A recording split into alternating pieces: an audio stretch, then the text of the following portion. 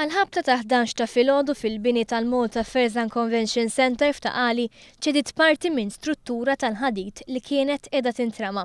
Konsegwenza ta' dan l-inċident, ħaddiem ta' 48 sena mill-fgura kien iċċertifikat li sofra minn ġrieħi gravi u jinsab fil-periklu tal-mewt. Weġġew ukoll ħaddiem ta' 26 sena mill-Karkara, iehor ta' 31 sena minn Bormla u ħaddiem ta' 25 sena mill-fgura. Kienu l-membri tal-Protezzjoni Ċivili, l-Pulizija u t-tim mediku li marru minnu fih fuq il-post.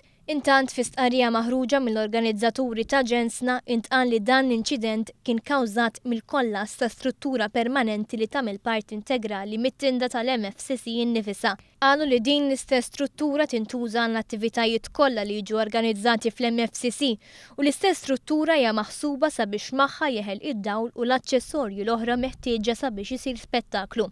Għaldaqstant qalu li dak li kien irrapportat f'xi mezzi tax-xandir li waqa' l-palk ta' ġensna kien skorrett. Ġensna ser issir fit-tmiem il-ġimgħa. Tfajla ta' 19-il sena mix-Xewki jgħawdex it-ttajret fi triq nazzjonali ħdejn bib il-bombi l-bla tal-bajda mill-vettura tal-Ministeru tal-Finanzi li kienet misjuqa minn Ragel ta' 50 sena mill-Ħamrun.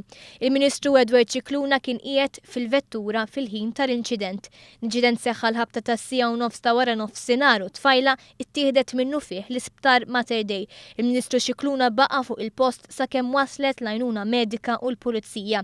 Inserta d-dej ukoll il-Ministru tas-Sahha Ragel li tal-ewwel għajnuna. Intant jirriżulta li l-kundizzjoni tal-mara mhijiex f'qada serja. Argument bejn żewġ taħwa f'appartament fi triq l-imħallef William Harding Pembroke spiċċa b'wieħed minnhom ferut b'daqqa ta' sikkina. Wieħed miż-żewġ taħwa kien arrestat mill-Pulizija.